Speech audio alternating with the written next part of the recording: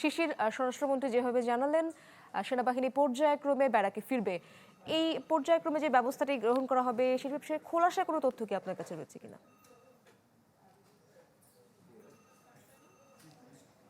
ইশরাত, আজকে সকালে মূলত সিলেট বিভাগের পাথর কোয়ারি নিয়ে একটি বৈঠক ছিল এবং সেই বৈঠকের বিষয় জানাতেই স্বরাষ্ট্রমন্ত্রী তিনি প্রেস ব্রিফিংয়ে যখন কথা বলেছিলেন সেই সময় প্রশ্ন করা হয়েছিল যে সেনাবাহিনী আসলে কবে ব্যারাকে ফিরছে সে বিষয়ে কোনো সুনির্দিষ্ট তথ্য তিনি জানাবেন কিনা। তো তখন স্বরাষ্ট্রমন্ত্রী জানিয়েছেন যে সরকার নীতিগতভাবে একটি সিদ্ধান্ত নিয়েছে, সেটি হচ্ছে যে আইনশৃঙ্খলা পরিস্থিতি নিয়ন্ত্রণের কাজে অনির্দিষ্টকালের জন্য সেনাবাহিনী মাঠে থাকবে না, এবং যেহেতু রাজনৈতিক এবং নির্বাচিত সরকার ক্ষমতায় এসেছে এবং তিনি বলছেন জনমনে একটি বিশ্বাস জন্মেছে যে পুলিশ একটি শৃঙ্খলা ফিরেছে, এরকম বাস্তবতায় আসলে পর্যায়ক্রমে সেনাবাহিনীকে মাঠ থেকে উঠিয়ে নিয়ে ব্যারাকে ফিরিয়ে নিয়ে যাওয়া হবে বলে তিনি জানিয়েছেন। তবে সেটি আসলে কিভাবে করা হবে সেটি পুলিশ, সেনাবাহিনী এবং অন্যান্য যারা আইন প্রয়োগকারী সংস্থাগুলো আছে সে সমস্ত আইন প্রয়োগকারী সংস্থাগুলোর সাথে বসে একটি সিদ্ধান্ত নেওয়া হবে। তবে আমরা অনানুষ্ঠানিকভাবে যেটি জানতে পেরেছি হয়তোবা আগামী মাস থেকেই সেই প্রত্যাহারের কাজটি শুরু হবে এবং আগামী মাসের মধ্যেই সেই প্রত্যাহারের কাজটি সম্পন্ন হবে বলেও আমরা অনানুষ্ঠানিকভাবে জানতে পেরেছি।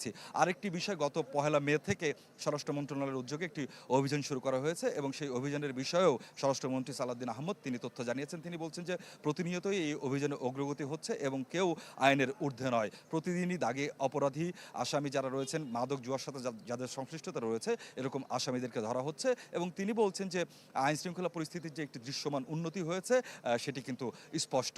সামগ্রিকভাবে আইনশৃঙ্খলা পরিস্থিতি নিয়ে এবং সেনাবাহিনী প্রত্যাহার নিয়ে এই তথ্যগুলোই তিনি জানিয়েছেন। আরেকটি বিষয় স্বরাষ্ট্রমন্ত্রী যেটি জানিয়েছেন সেটি হচ্ছে যে সিলেট বিভাগের যে সমস্ত পাথর কোয়ারি রয়েছে সে সমস্ত পাথর কোয়ারি থেকে কিভাবে পরিবেশগত ভারসাম্য বজায় রেখে পাথর উত্তোলন করা যেতে পারে তা নিয়ে একটি কমিটি করা হয়েছে এবং এই কমিটির আহ্বায়ক হিসেবে রয়েছেন সিলেটের বিভাগীয় কমিশনার এবং আগামী মাসের মধ্যে এই কমিটি একটি রিপোর্ট দেবে বলে স্বরাষ্ট্রমন্ত্রী আমাদেরকে জানিয়েছেন। ইশরাত, ধন্যবাদ আপনাকে শিশির।